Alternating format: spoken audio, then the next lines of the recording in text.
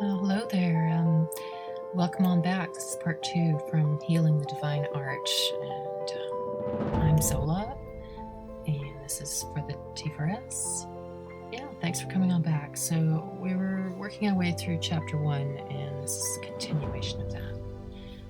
Now I had left off on page 26, so we're going to pick it up on page 27. Okay. Early medication by fetishes and herbs. The fetish was the beginning of formal medicine. It was the first compound used in the treatment of dis-ease. The fetish may be defined as any material object in which a spirit or spiritual power is present.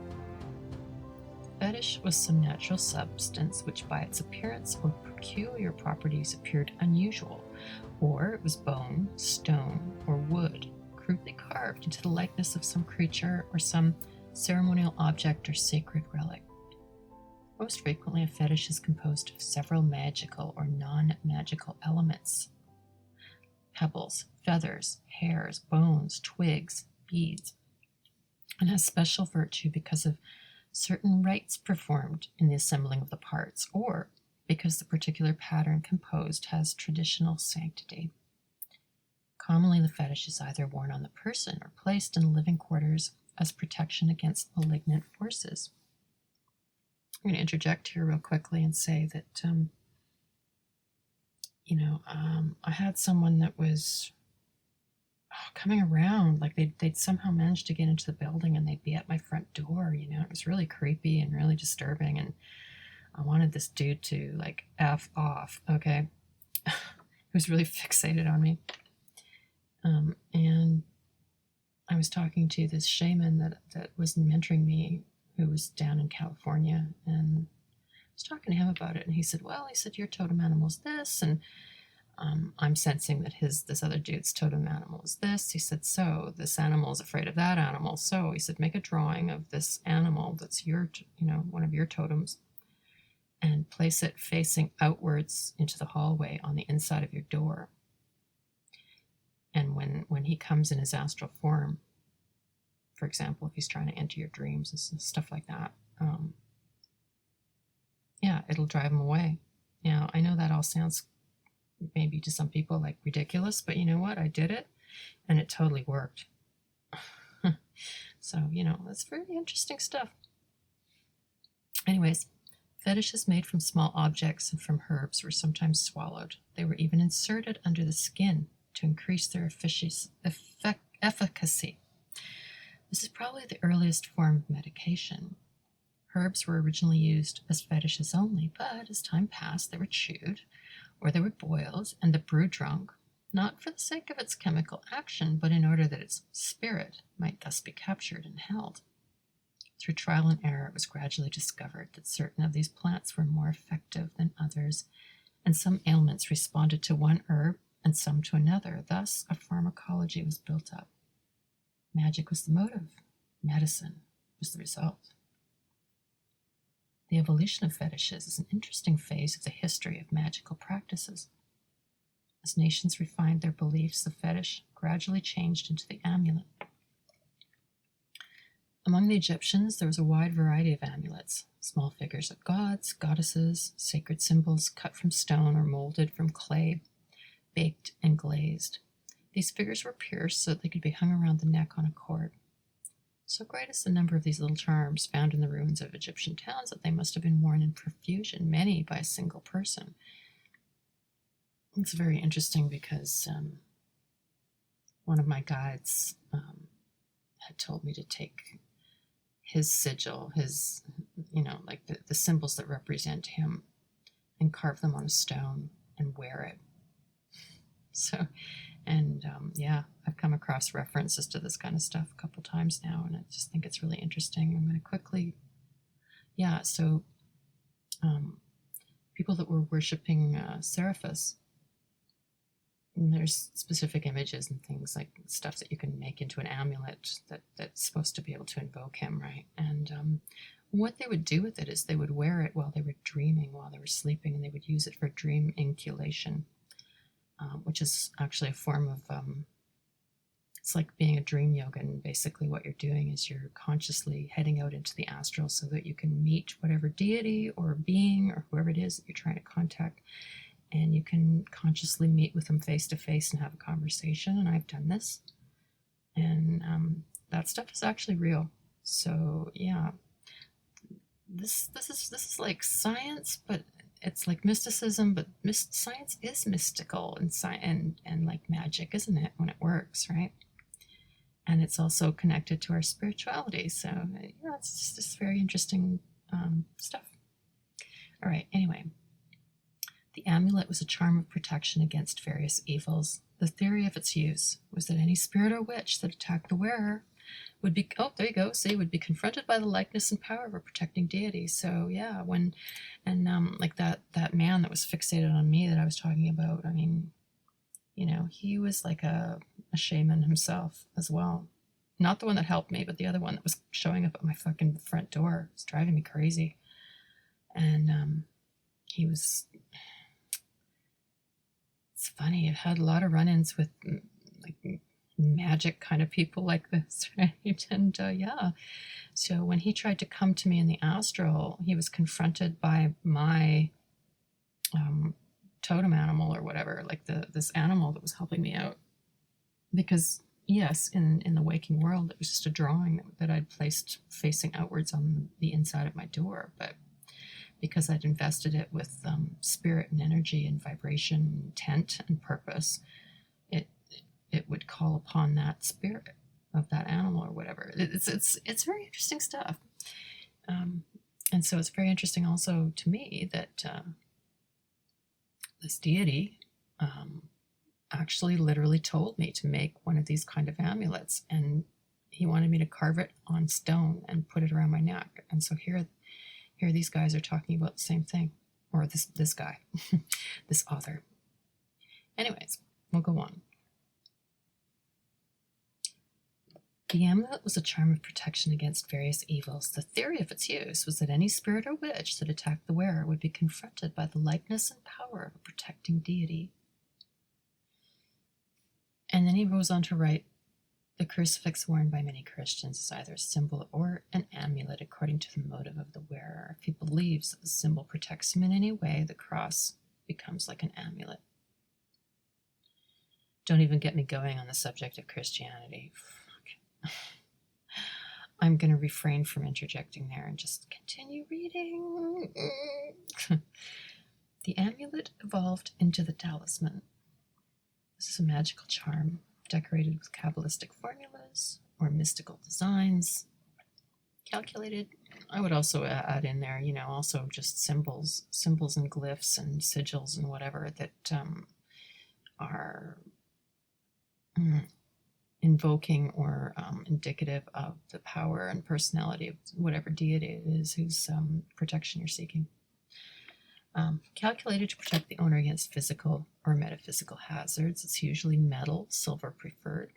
Talismans of one class, shaped to resemble parts and organs of the body, were worn to ensure or to restore health in the parts that they represented. Yes.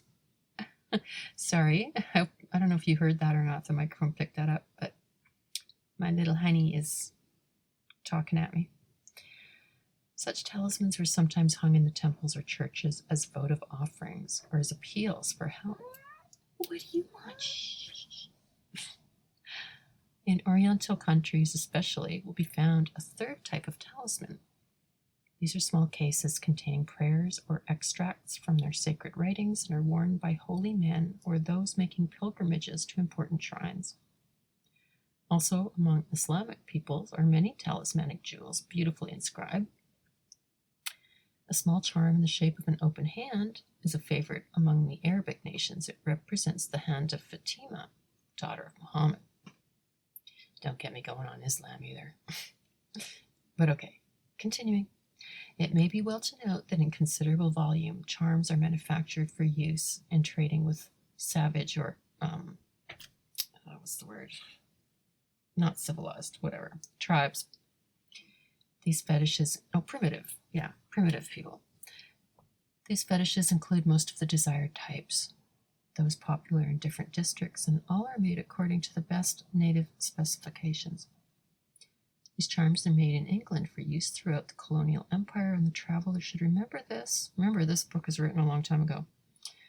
And the traveler should remember this when he's searching for Aboriginal religious trinkets. It's quite likely his rare old juju from West Africa originated in London.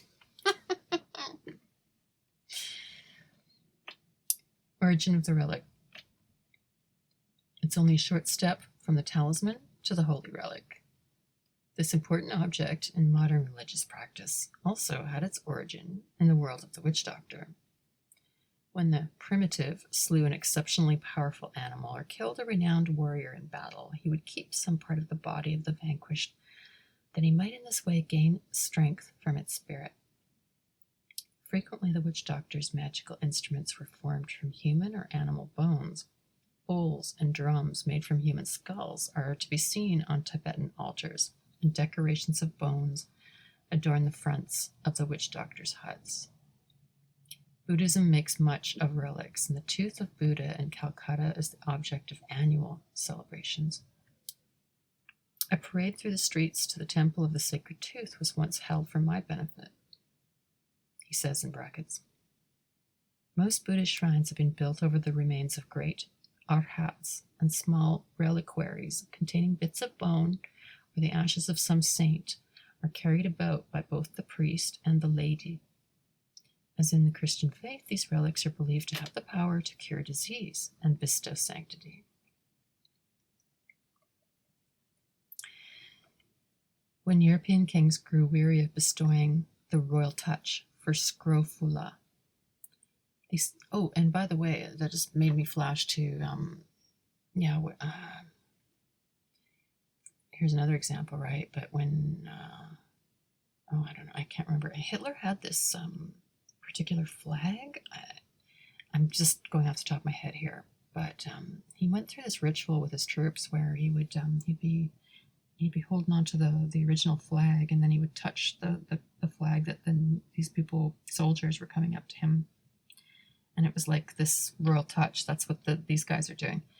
Anyways, yeah, and it was supposed to impart the new flag with the power and protection that the old one had provided as well. It's a form of magic. Anyways, just an example. So when European kings grew weary of restoring the royal touch for scrofula, these thoughtful princes devised the scheme of coining touch pieces to accomplish the cures. These golden coins are a combination of talisman and relic. Their magical powers were talismanic, but they were relics by association with the king, who could heal by divine right. These touch pieces are still occasionally met with in Scotland, where they're regarded as excellent remedies for some ailments, especially those of the skin. The witch doctor's practices not evil. The practices of the witch doctor are now called witchcraft, but this is misleading in the present meaning of the word. He says here, witchcraft is a survival of old dark magic of Lemuria. Where, well, a lot of things are flashing through my head. I mean, for one thing, the man that wrote this, he's a 33rd degree Mason, and he knows a lot of what he's talking about, but I don't know. It's kind of like, ooh, women are evil. So when it's witchcraft and it's a woman, it's bad. But anyway, it's very interesting that he's saying that the practice of witchcraft is actually magic from Lemuria. I think that's really interesting. All right, wherever in the world black people are to be found, the shadow of the witch doctor hangs over them, and his wild spirit is in their blood. Witchcraft is practiced by savage races. Is not, and remember, when he says savage, it's not meant as an insult. He's just talking about primitive people, okay? Is not a perversion of mystical doctrines, as most persons think. It's the way that was old long before men recognized and differentiated between good and bad. As some races grew more rapidly than others and refined their beliefs, it became the custom to regard primitive beliefs as evil.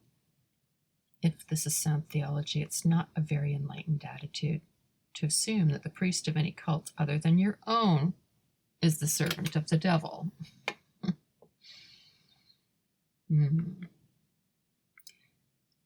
I could interject plenty. I'm going to try not to. Okay.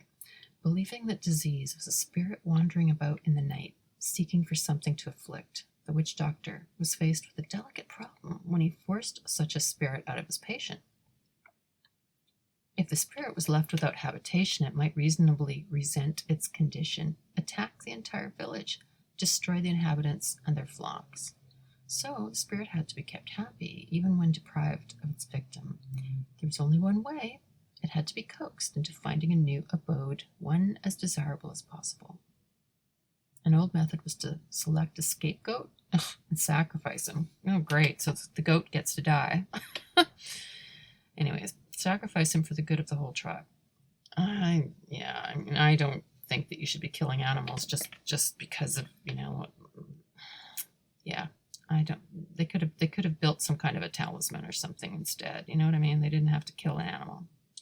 Anyways, all sacrifices were originally made to appease the wrath of spirits and ghosts.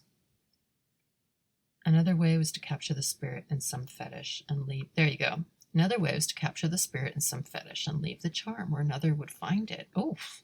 And thus become the victim of the spirit's desire for lodgings. Okay, well, I don't know if that's really such a great idea either, because then some innocent person picks this thing up and they don't know what they've just brought home. Which totally makes me think of, this is from the Museum of Haunted Relics or Objects, right? And there's this Raggedy Ann doll that was, anyways, kept in a glass case, and it's said to be just like really evil, blah, blah, blah. So the story goes that, I don't know, these unsuspecting college sort of young women, I think it was, had picked this doll up somewhere, I forget where. You'd have to go look it up, look the story up. And this thing was moving around at night and doing all kinds of like weird stuff, right? Very unsettling stuff. And they eventually had to reach out and get help, and it ended up in the Museum of Haunted Objects. And and it's interesting because, like sometimes these third dimensional things, or extra dimensional things, I should say, excuse me.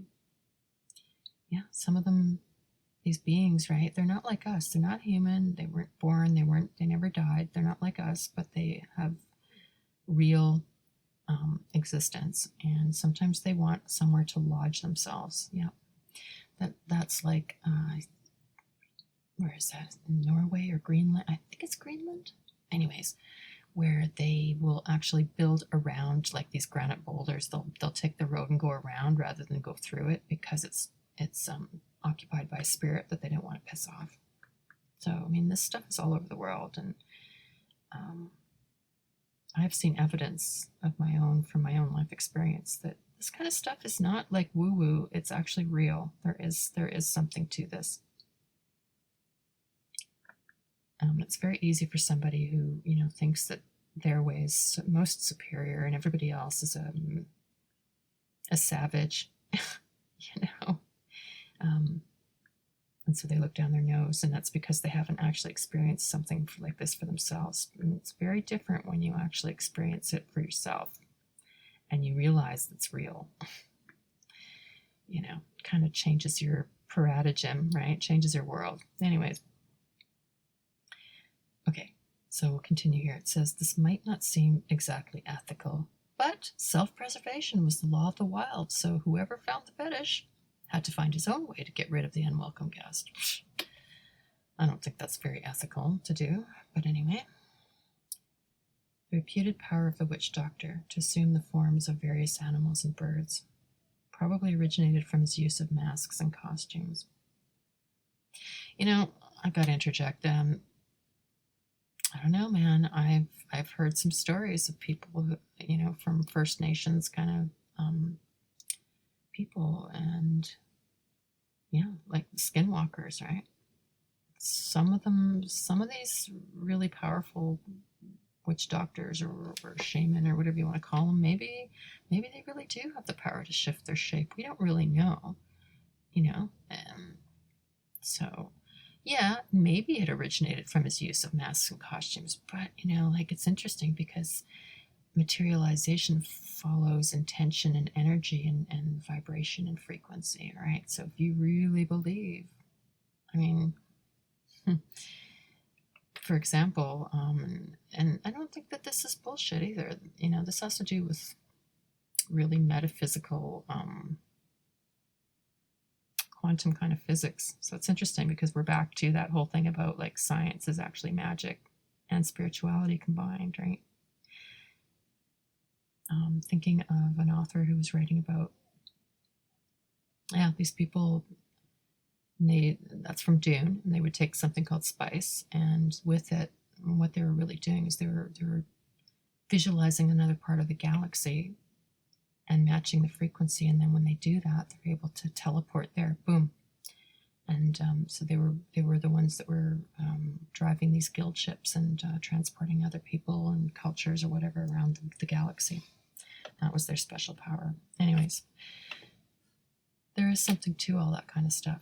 And it has to do with energy and frequency. Just like Tesla said, you know, if you want to understand the universe, you've got to understand frequency. Yeah. Anyways, there is something to this kind of stuff, and that's what it has to do with. Anyways, this might not seem entirely ethical. Right. Okay.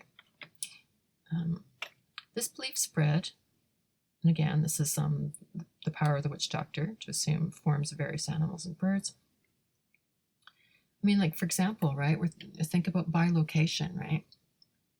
Someone that, you knew that they were in such and such an address in bed in the house, and yet they're seen, 10 miles away, walking the street and doing whatever by somebody that knows them.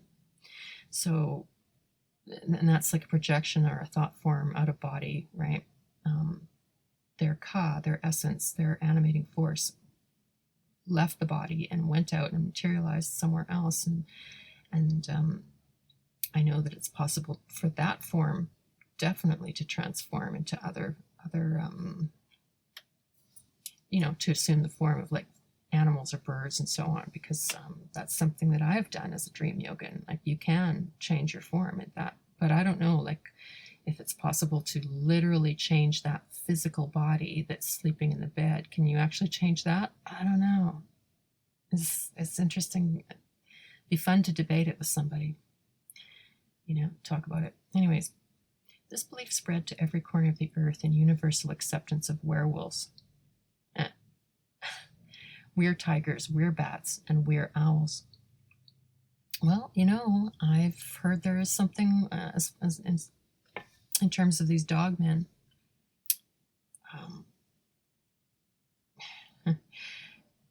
The werewolves, right? That they actually, we call them werewolves, but they're also known as dog men, and that those things are real, and they're cryptids that are out there in the deep woods.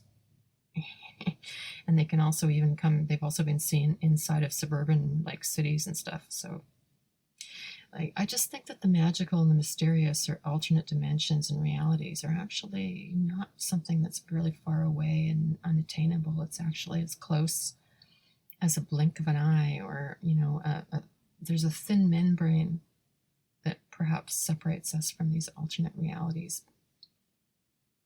Anyways, very interesting.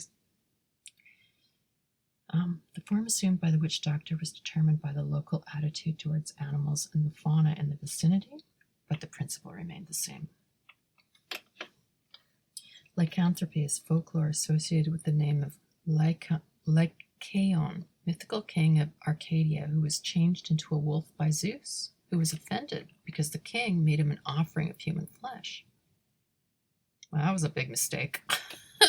That's the last thing you want to do is murder somebody and then offer their flesh up as an offering to a truly advanced deity. They're not going to take that well. They're going to be really offended. So, yeah. Anyways, not a good idea.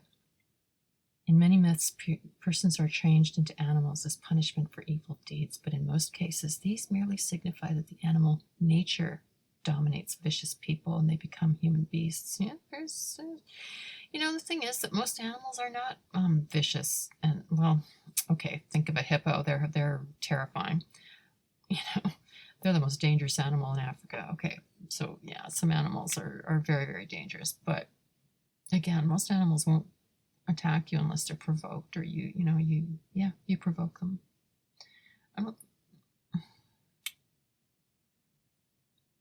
I don't know. I think that vicious people are not dominated by an animal nature per se, but they're just dominated by a devilish, diseased, fucked up nature.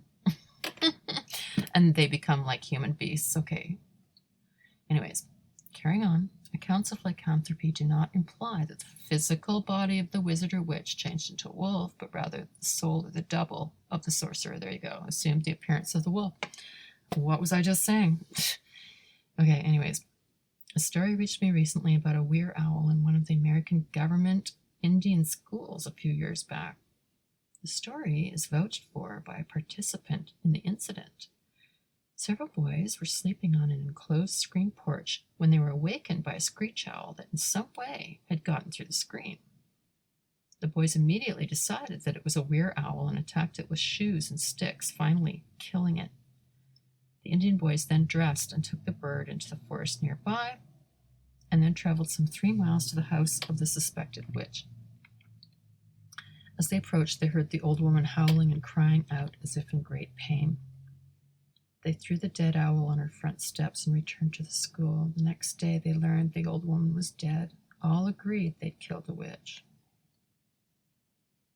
When witches plan to go to the Sabbath, become werewolves or vampires, or to travel to distant places, I could interject here again. It's really funny how, the movie business makes werewolves like, ooh, that's just woo-woo. It's just a movie thing, or vampires. When in the reality is that there are dogmen, and actually there are vampires, that is to say, parasites that live off of the blood of the innocent. And I think that some of you will know what I'm referring to when I say that. That shit's real. Anyways, or to travel to distant places, they threw themselves into trances or comas and went forth in spirit bodies or doubles. If they were injured in this magical body, the physical form suffered the same misfortune. Here's an indication that at least one phase of... That's very interesting. I just got to comment really quickly. So if they're injured in this magical body, the physical form suffers the same thing, right? And I remember when I was out of body, as a spirit body or double, and I was out and about, and somebody attacked me and tried to sever my lifeline back to my physical body. He wasn't able to do it because I had more ability than he realized that I had. And when I returned, I contacted this shaman friend, mentor that was down in California, who had taken me under his wing for about 3.5 years or so. And I contacted him and I said, "What the F, And he said, "Yeah, well, if he'd succeeded in severing that thing," he said, "you would never have awakened." And I believe it. So that there are more mysterious things under heaven and earth, Anyway, here's an indication that at least one phase of the witchcraft doctrine belongs to the phenomena of the subconscious mind. If research in thought transference fulfills the present expectancy, it's possible that the mental purposes of the sorcerer might be felt by the intended victim, and he might see in his dreams the form which the witch had desired to assume. Inexplicable modern witchcraft. The mental effect of believing oneself bewitched is demoralizing to people who are not ordinarily superstitious. Many white men have been driven out of primitive countries by the workings of witch doctors. It's very true. That saying about beware what you wish for, you might just get it. Or you could think of it as a self-fulfilling prophecy, in the sense that, they let you know that they've cursed you or whatever. And then some people get so freaked out by this that they're like, "Oh my God, I'm cursed." And what they don't realize is they're actually feeding power into that thought form, and that they're actually cursing themselves. So it's like mind over matter, right? If somebody's trying to curse you like that, one of the major things that you got to keep in mind is that stuff's on them. It's not on you unless you choose to accept it. At least that's how I see it. But it also depends on how powerful the person doing the cursing actually is, right? If, like, for example, a regular kind of a person isn't going to have a lot of protection. So, they might need to get another, like, shaman or witch doctor or whatever to help them out, because they don't know what they're up against. Anyways, the human mind is very sensitive to phobias and fixations, even when the beliefs are against every conviction of the conscious intellect. Many times men and women have empathetically, sorry, I'm having trouble pronouncing that word, stated to me that they did not believe in witchcraft, then added that it's just as well to leave it alone and not stir up mysterious things.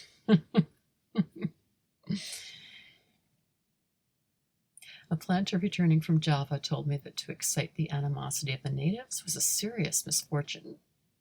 When these people are angered, strange things happen which cannot be explained by any knowledge that we have today. He told me how the family of one plantation owner was tormented into leaving the island. A stream of mud and filth fell in the various rooms of the house. It seemed to come through the ceiling in showers of refuse that plagued them for months. Well, there you go, right? Like, if you've got a whole community of people that really believe in this stuff and they're all working together, like, yeah, they can manifest weird shit like that, like stuff like that can happen. So, very interesting. Much witch lore is susceptible, and yeah, again, like a plantation, one of these people that comes from a completely different civilization and society that looks down their nose and says that's all ignorant native superstition, they're not going to believe it until it actually happens. And I said that earlier in this book reading, it's all fine and dandy to look down your nose and say, oh, that's all woo, it's all, you must be on really good drugs, blah, blah, blah, can I get some? I've heard it all, right? But until you've confronted some of these things for yourself in real life, that's when you sort of go, wow, there's far more out there. There's other realities than that which we understand in our normal 9 to 5, and they are real, and they can affect you. Anyway, yeah, we're in a way like the average human here, especially in Western societies. They're like infants that are naked against the elements of the storm, because they've been absolutely stripped of any kind of spiritual protection. They don't know what the fuck's going on half the time. They don't believe in intuition. They don't believe that there are non-physical entities. They don't believe in any of that stuff, and they think, because I don't believe in it, then, but again, if these things are really powerful, they can give you a hard time. And sometimes you do have to get help. Anyway, I'm babbling. Okay, continuing. Much witch lore is susceptible of reasonable explanation and has no foundation in the practices of the witch doctor. The celebrated Brocken, the mountain of the witches in the Black Forest of Germany, was a figment of ecclesiastical imagination and fanaticism. The Brocken, regarded as the site of the infernal Sabbat, was really a place where the old pagans kept up their pre-Christian rites long after the rise of the church. As all the old mysteries were, according to the church, institutions of Satan, right? According to the fathers of the church, it did not take long for their pronouncements to infect the public mind, and the result was a belief in sorcery that was without parallel in history.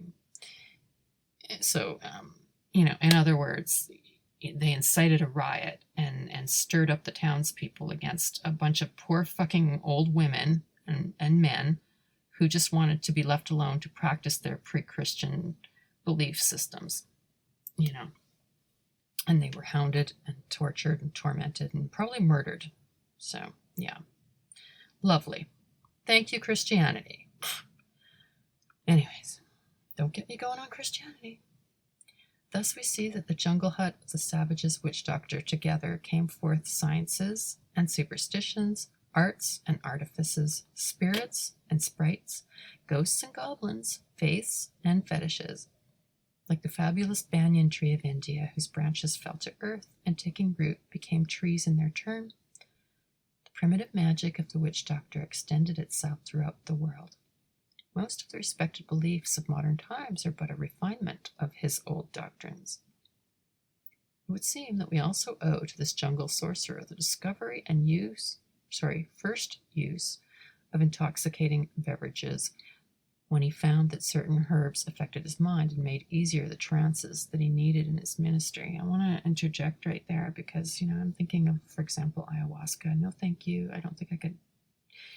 No. But there's lots of other things, peyote, whatever, right? And when I was much younger, and I did experiment with some of these sort of mind-altering herbs, okay? And it blew, I have to say, man, it blew my third eye so wide open. And I was reading people's minds and I was getting all kinds of information, and it was real. Like, this stuff was real. And I was able to project instructions to people, and they would actually do it. And that freaked me out. And I thought, oh my goodness, I don't want any part of this, and it was just too much information. So I guess what I'm saying is that there aren't any easy, cheap, fast fixes when it comes to gaining spiritual power. You have to advance one step at a time, and each brick is built upon the brick that came before if you want to have a solid house, right? But if you're suddenly at the top of the mountain, you went from A to Z in the matter of like a quick ingestible, you could be having some major issues. Yeah, I don't think it's a good idea, and if you are going to experiment with something like that, do it in a spiritual setting with a real witch doctor, somebody that's very experienced, for sure. I wouldn't take stuff and just try to do it unsupervised. It's not a good idea. It can really, people have been hurt, they've had negative experiences, or sometimes they become mad. Anyways, that was my little warning for this, in the interest of public service. Just be careful with that stuff. Anyways, the Egyptians believed that the blood of ancient warriors fell into the earth and were absorbed by the roots of the grape. To them, drunkenness was possession by the spirits battling in the veins of the drinker, as they once had in life. Even into classical times, wine was regarded as the blood of Dionysus, and the frenzies which it caused were sacred to the rites of that god. Use of wine in modern sacraments is the direct descent of a rite from the Dionysiac mysteries of Greece. So in other words, the Catholic Church stole that idea and inverted it and used it for their own modern sacraments. Doctors as the first administrators of law. In the beginning of his power, the witch doctor used his knowledge largely for the preservation of his tribe. So, as time went on, it also became his duty to punish those who violated the taboos. He was therefore the first administrator of law. Tribal organization demanded complete obedience to the traditions, the ways of the olds, or the old ones. To disobey was to depart from the tribe. If the violation was slight, it might be punished in some lesser way, but if the fault was of large import, death was the penalty. I would also just interject too that in like primitive societies, if it wasn't like the ultimate price, which would be getting yourself killed, sometimes they would exile you from the tribe. They would like excommunicate you or cast you out from the society, from your tribe, which is like a fate worse than death, right? If you're living out in the wilderness like that and suddenly you don't have the protection of your societies and your kith and your kin, and you're out there completely alone. I mean, that's a really severe punishment. Just wanted to say that. Somewhere in this mystery, conscience was born. The inner voice warning to obey was coupled to fear of the consequences of departure from the hereditary laws. I gotta take objection to that just a little bit, because he's kind of presupposing that people were conscienceless before that, and I don't necessarily agree with that. I think that we actually have it inborn in us. We know what's right and what's wrong. We know what's moral and what isn't. We do. Most humanity is actually very, very decent.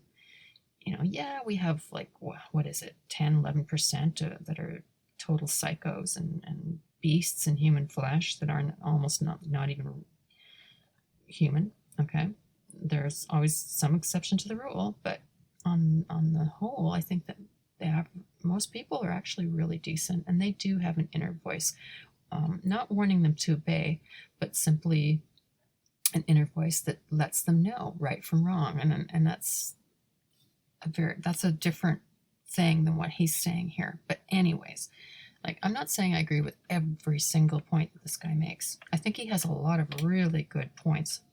But sometimes, and I do kind of suspect some of the things that he tells, just because he is a 33rd degree Mason, and they're not necessarily going to they'll give you a lot of truth, but they'll sprinkle in some misdirection as well, because you are one of the uninitiated. You are like an infidel, and you are not going to be given all the keys to the kingdom, right?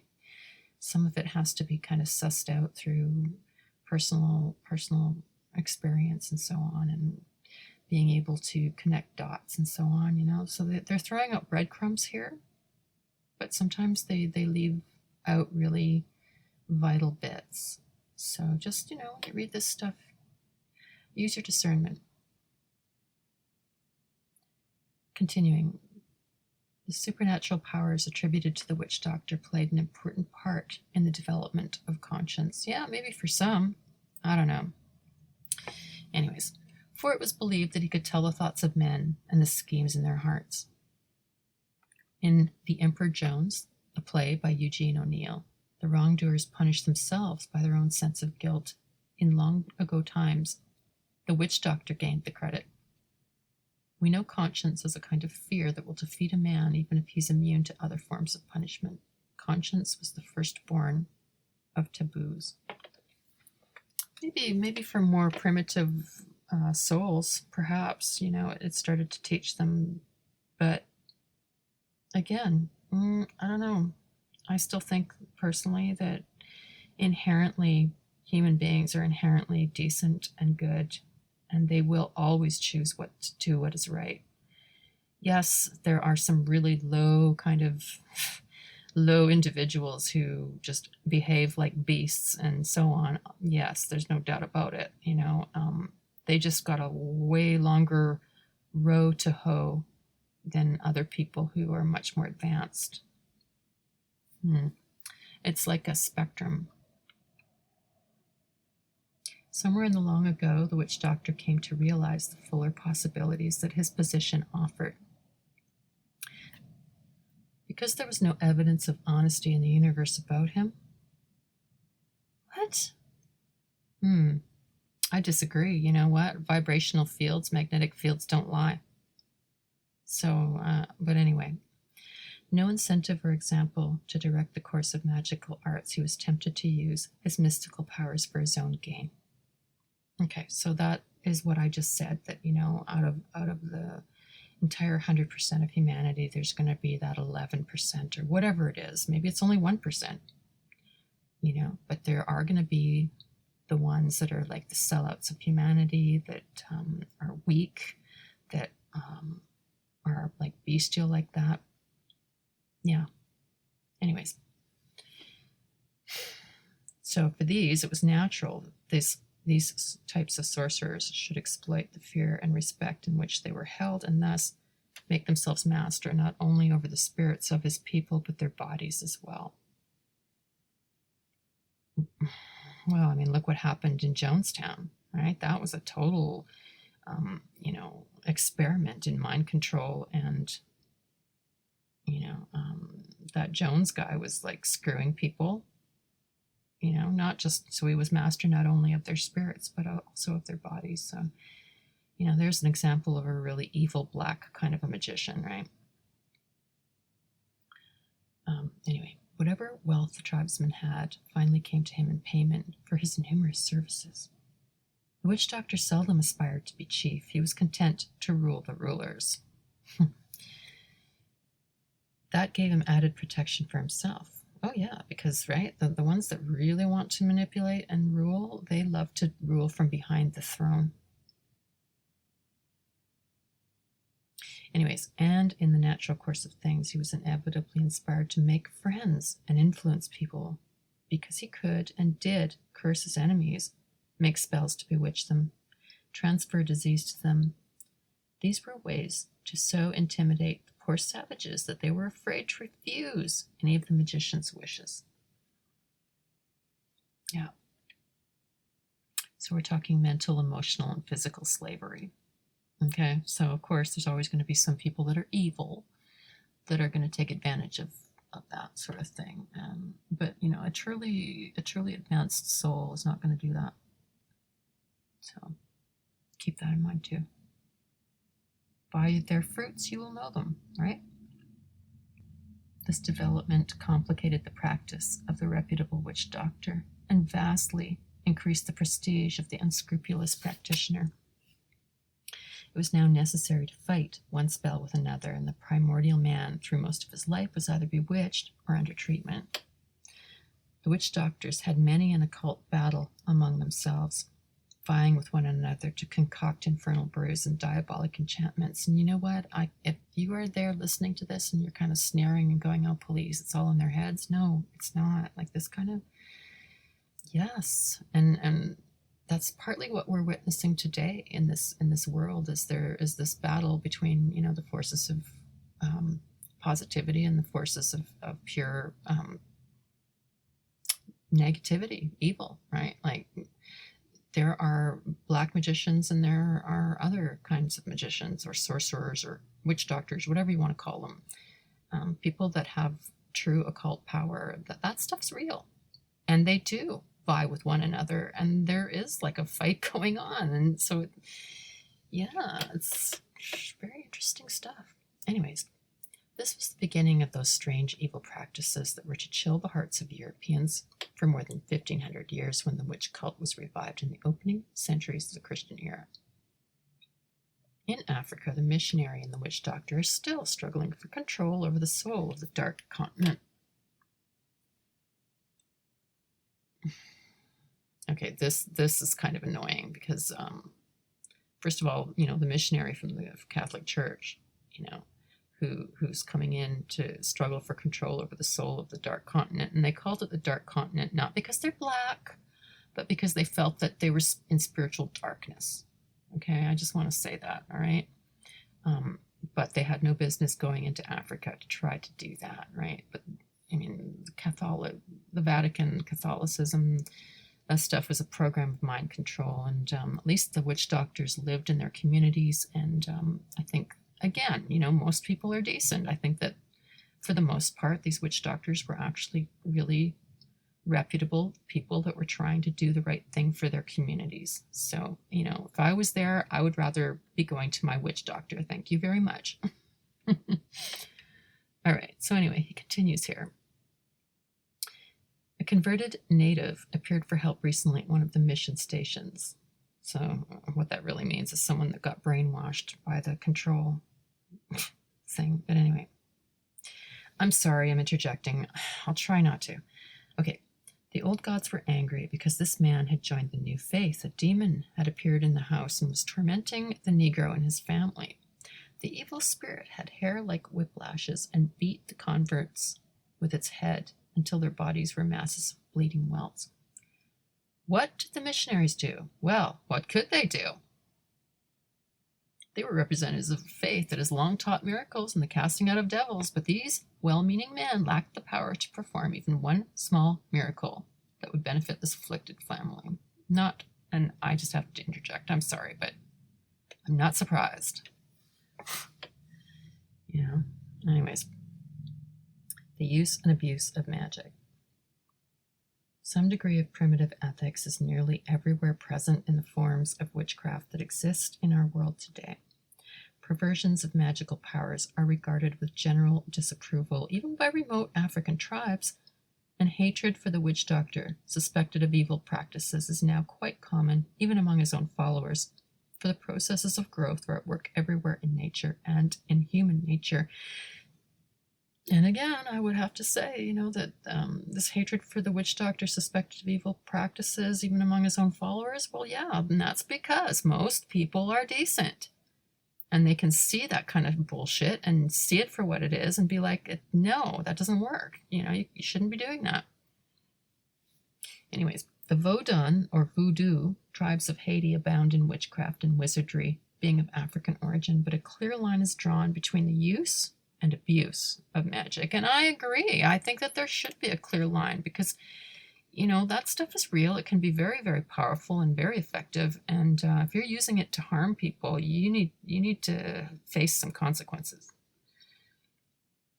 The Hongon, Hongon is the wonder-working priest of the Vodun cult. The Bokar is a wizard or sorcerer.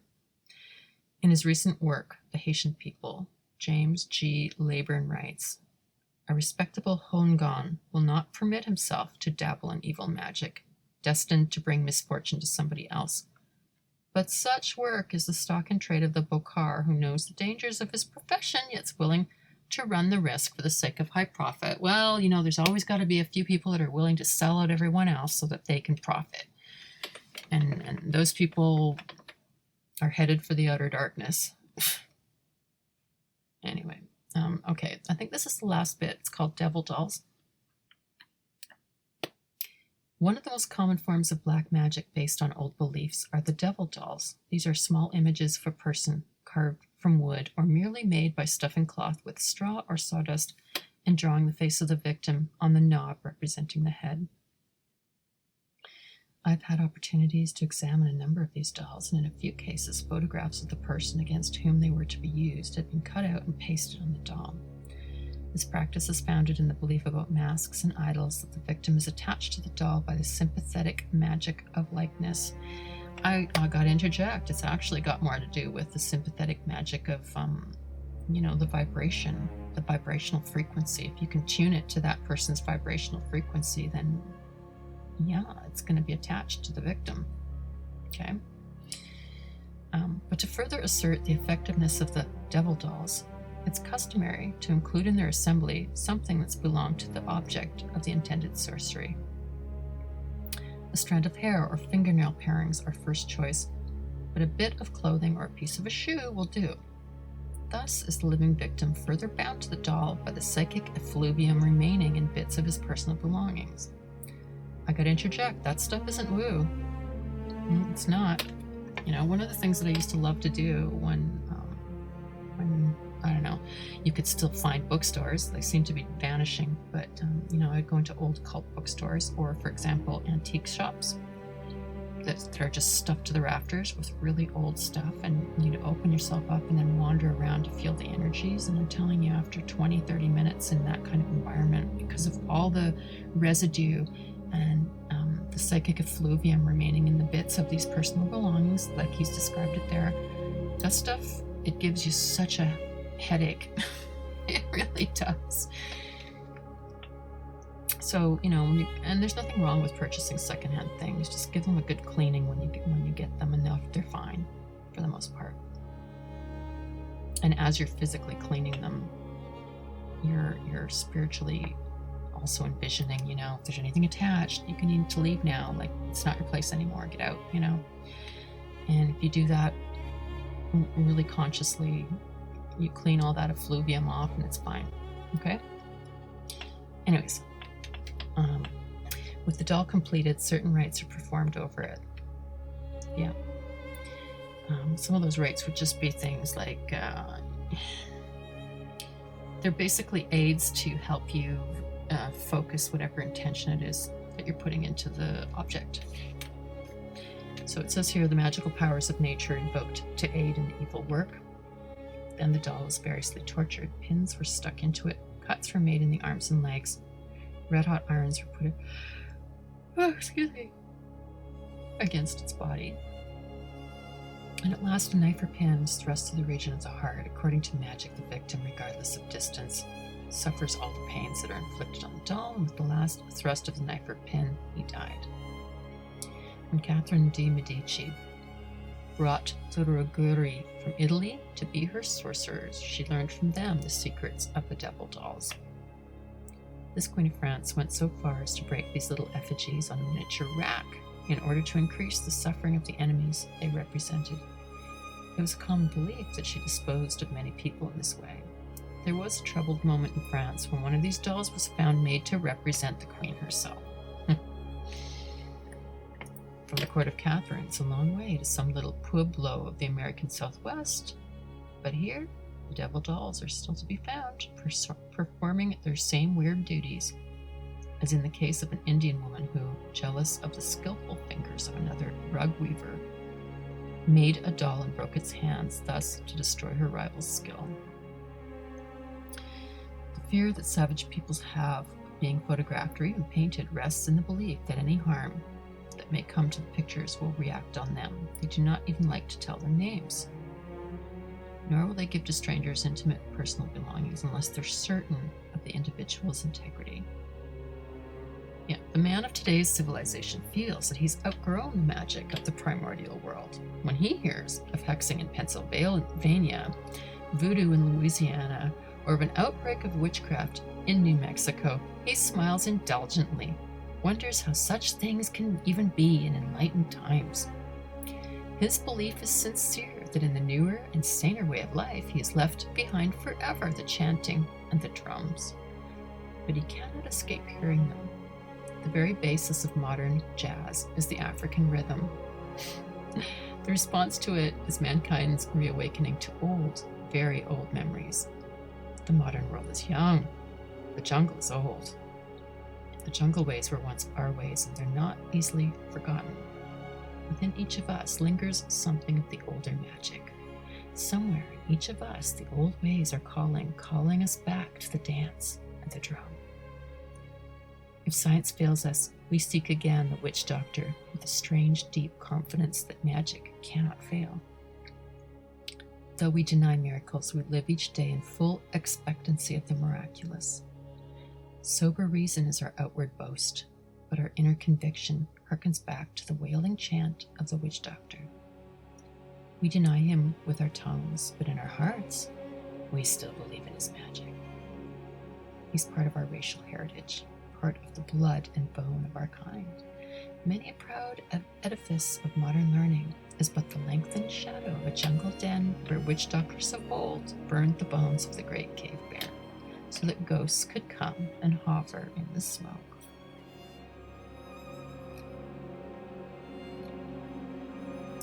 The Indian medicine chief. The medicine man is not necessarily a healer, although healing may be one of his duties.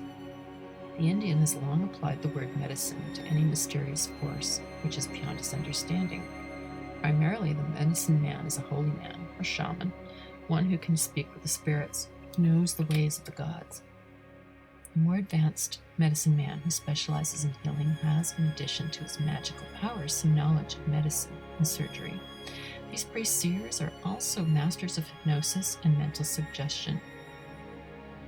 Modern scientists have acknowledged their excellence, and there is everything to indicate that in their knowledge of the suggestive arts, they are far ahead of the white man.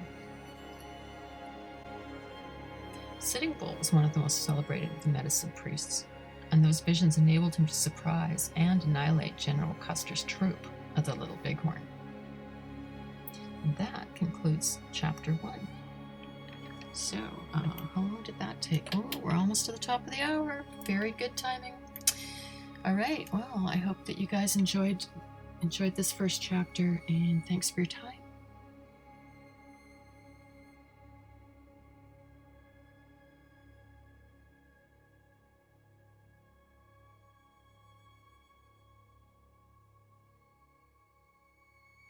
Bye, guys. Take care.